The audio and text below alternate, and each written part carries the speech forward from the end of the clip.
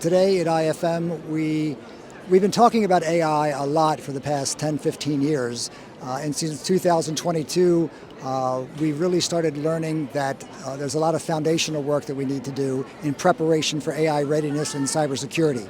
So that was the key point of my talk today was the preparatory work or the groundwork that needs to be done to be ready for AI implementation and also for cyber resilience. Events like IFM are becoming increasingly more vital in today's world where we're not really sure what we can trust in the digital world any longer with so much fake news and questionable information. So in-person gatherings that are hosted by individuals and scientific committees that you can trust are critically important. And IFM is, there are lots of events, but I've been involved. I've had the pleasure to speak. This is my third IFM.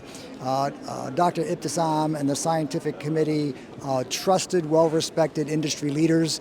So if you're going to go to an event, it's this one.